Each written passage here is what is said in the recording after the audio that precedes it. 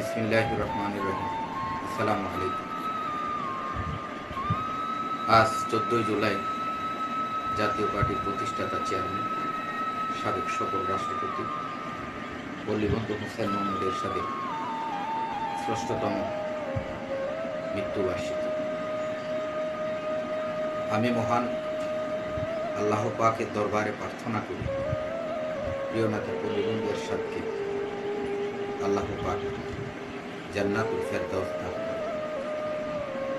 প্রিয় দেশবাসী, বল্লীবন্ধু হোসেন মোহাম্মদ এরশাদ এমন একজন মহান নেতা ছিলেন, তিনি সমগ্র বাংলাদেশে উন্নয়নের অবকাঠামো সৃষ্টি করেছিলেন।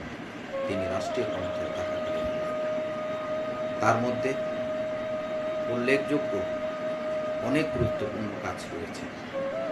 যদি বলতে যায় অনেক সময় লাগবে, শুধু এটুকু বলবো, রাষ্ট্রধর্ম ইসলাম, জুমাবার ছুটি ঘোষণা সহ অসংখ্য কাজ তিনি করেছিলেন। বিশেষ করে মেয়েদেরকে অষ্টম শ্রেণী পর্যন্ত লেখাপড়া করবার জন্যে বাধ্যতামূলক করেছিলেন এবং পঞ্চম শ্রেণী পর্যন্ত বিনামূল্যে বই বিতরণ তিনি করেছিলেন এবং টেলিভিশন রেডিওতে রাষ্ট্রীয়ভাবে আজান প্রচারের সিস্টেম তিনি চালু করেন। তিনি উপজেলা পরিষদ গঠন করে দেশের সর্বোপরি গ্রামের মানুষের কাছে তিনি শহরের সুযোগ সুবিধাগুলো পৌঁছে দেওয়ার জন্যে অক্লান্ত পরিশ্রম তিনি করেছিলেন। আমি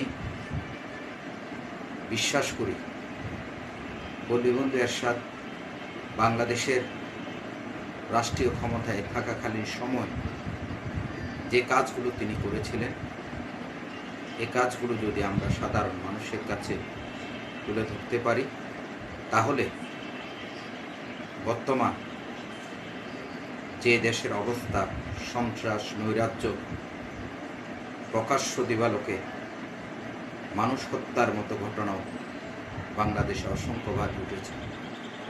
তাই আসুন সন্ত্রাসমুক্ত